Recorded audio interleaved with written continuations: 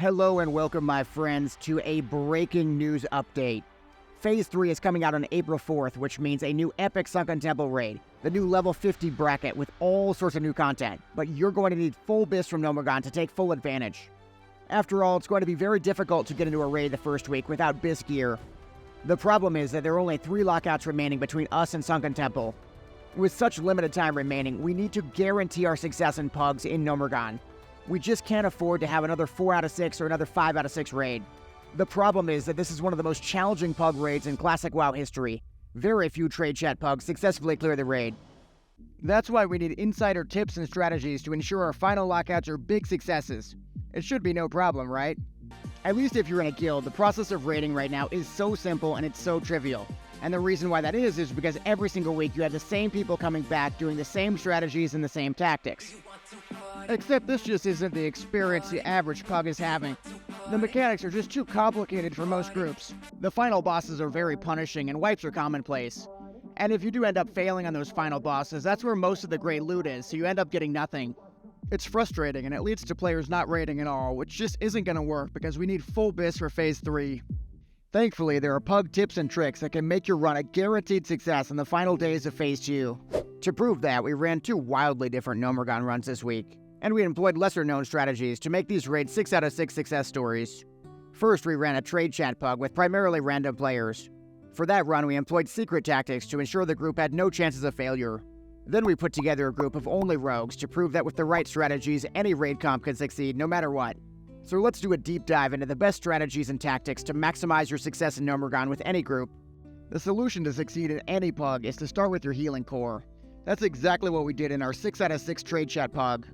Knowing that PUG runs in general take more damage, we made sure to bring an experienced priest as the main tank healer. As for your second healer, you can bring anything you want, like a resto shaman.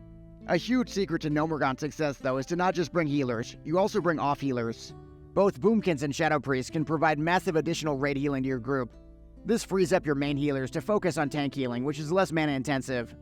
In the current fastest speedrun in the world, the Shadow Priest blasted nearly 150 heals per second on Thermaplugg. Meanwhile, the 4th fastest run got 120 heals per second on Menagerie from their Boomkin just using Wild Growth. Combining 2 healers with 2 off healers makes your runs infinitely more consistent without sacrificing any damage. With 4 of your core locked in, we've got to talk about tanks as well. Personally, as a Horde member, I do prefer Shaman tanks, though Warlock tanks are excellent as well. It's really more about your tank understanding the strategies than it is about a specific class. You'll also want to bring an experienced off-tank for Menagerie. With my Horde bias, I love having a Shaman DPS just switch to off-tank at this point. As for DPS, checking logs is pretty much the meta for how people form groups. But there's another way, which is to check the Warcraft log's low percentile data. If you go to the 25th percentile, we can see the melee hunters, the shamans, the shadow priests, the warlocks, the mages, they all perform really well even when played by less experienced players. These are the classes to reliably get 6 out of 6 with at a PUG. Especially because the 2 hardest fights in the raid in Menagerie and Thermaplugg are very range favored. Unconventional strategies can work too. Just because our trade chat PUG went with a meta comp doesn't mean unconventional classes can't work too. To prove that, we ran a full rogue group as well, and we cleared the raid in about an hour. Ultimately, what you run for your group comp isn't nearly as important as having an experienced tank and enough healing to mathematically get through the fights. So let's talk about the things you can do to prep your group before the raid starts for maximum success. The first thing you should do is to make sure your raid brings consumes and to bring extras just in case. In our trade chat PUG, I spent about 8 gold to get protection potions to make the fights easier. Most people already had the pots, but you can always save them for the next raid as well. I also definitely recommend booning the Gnomeregan buff and saving it just for Thermaplugg. Once everybody's got the tactics down, you can just pop your boon and blast through the fight. I also recommend 2 key weak Rs for Gnomeregan. The first is the Gnomeregan Weak Aura pack from Fedthar. It's going to alert you of key abilities, target swaps, and interrupts. The second is the Thermaplugg Bomb map. It makes the entire button mechanic for Thermaplugg a million times easier, so make sure your entire PUG has it. One other bomb killing trick is this macro that makes bomb killing a breeze. I'll put it below the video with all the weak Aura links. Alright, so now we should be set up to talk PUG strategies to maximize our success. The real key to PUG success in Gnomeregan is to use the strategies for every fight that guarantee success even with poor coordination and low experience. To illustrate this, I want to talk about 2 very different but still successful PUG runs we ran this week. We didn't just use the same strategies on every boss, they were drastically different based on our raid comp. Starting with Grubbas, using and handing out nature protection potions to pre-pop makes healing a breeze. The fight's also much easier with 2 tanks. That way you can ensure Chopper doesn't just destroy your casters. You also want to make sure to tell your priest to prioritize dispelling Petrify. In my experience, a healer not noticing that mechanic can be a real threat to your raid. On Viscous Fallout in the trade chat pug, we made sure to really prioritize add damage. Making sure to pre-pot nature protection potions ensured healing really wasn't an issue. We also told our boomkin to make sure to wild growth whenever the raid got low. As for the rogue team, we tried to skip the ads and just zerg the boss. Even with our high damage, I really wouldn't recommend this strat because it can result in some unnecessary deaths. As for Crowd Pummeler, it's really all about marking a smart volunteer. That volunteer is going to be your indicator of where to stand to avoid getting punched off the edge. In both raids, we had absolutely no problem with that mechanic, except at some point somebody lagged and got thrown off the edge, but we don't talk about that. For Electrocutioner, our trade chat pug just had 2 groups of 3 players equally distant from the boss.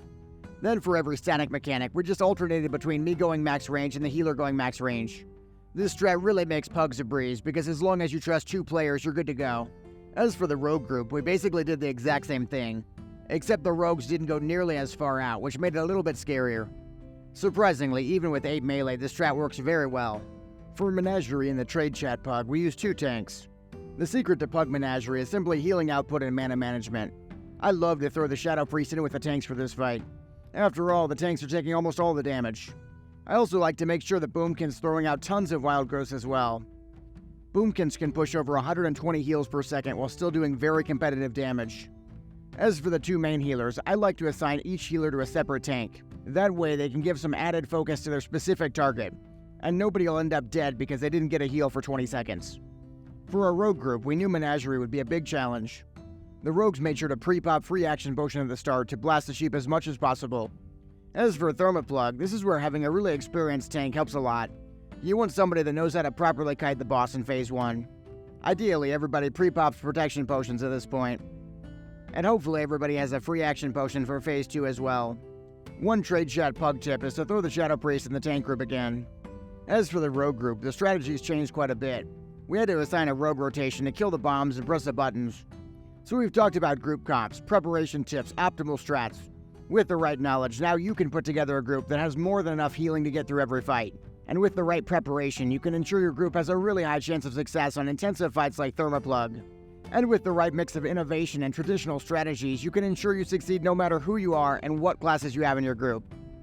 Now I want to hear your thoughts, your own strategies, your PUG success stories, or maybe your PUG nightmare stories. But keep in mind that even if you do have that one nightmare pug, with the right approach, your chances of success will be all but guaranteed in future raids. And as you keep coming back to the raid, make sure to subscribe. I'm going to be coming out with more videos to help you succeed in Phase 3 raids as well.